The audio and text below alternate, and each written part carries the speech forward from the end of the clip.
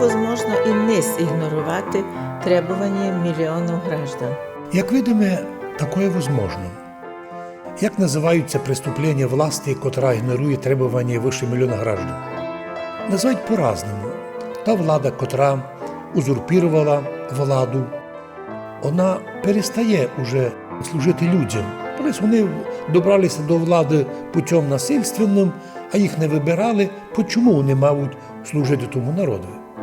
Недавно вище мільйона парижан вийшли на мітинги протеста проти рішення власти зламати їх традиційні сімейні устої. Що у Франції там прийняв закон про височайші права ЛГБТ і нічтожні права простих людей. Власти Франції розогнали мільйон мітингуючих жесточайшими способами і навіть не відповіли на требування своїх людей. Мільйон, вище мільйона. Так же само права ЛГБТ високі, а мільйони людей, граждан, уве, ігноруються. Дивимося по телевізору, як німецька поліція гонить, як тварин німців по парках б'ють. Уве, якщо б то случилося у нас, то вся Європа би піднімалася на дуби. А оказується, німецька поліція б'є своїх, американці б'ють своїх. Подобне свершилося і в самих США. Позираємо, там починав чистої акції 17 сентября. Ну і що? Збиралися тисячі, десятки тисяч, мільйони, розганяли. Демонстративно, бистро. Повторилося подобне і в Англії, і в многих європейських городах, де к мільйонам граждан влада не прислуховується. Хоча європейські структури Євросоюзу приймають закони про права національних меншин, про права людей, про права на слово, на думку. Увы, сьогодні це все вже сломлено.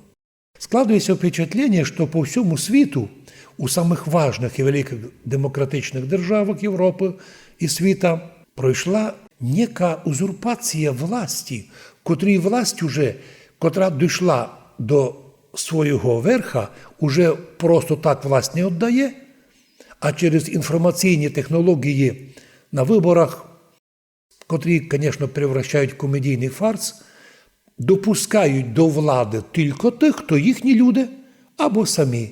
Остальних людей обзивають корупціонерами, ворогами, шпіонами, б'ють, судять і до влади не допускають. Но добавимо, що і більше мільйона віруючих Української православної церкви на днях підписали обращення к властям з требуванням відмінити антицерковні закони. 1 060 238 громадян України православних підписали письма, обращення к президенту України, Кабінету міністрів, Верховній Раді і другим інституціям по поводу дискримінаційних законів і ескалації релігійних конфліктів, котрі були спровоковані цими законами. Про це нам сообщає митрополит Нежинський Прилуцький Климент вечеря.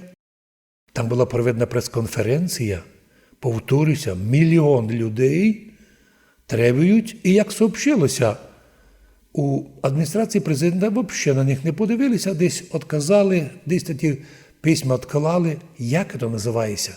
Да нині по закону, по зверненню громадян, на кожного одного громадянина влада має звернути увагу, відповісти письмово.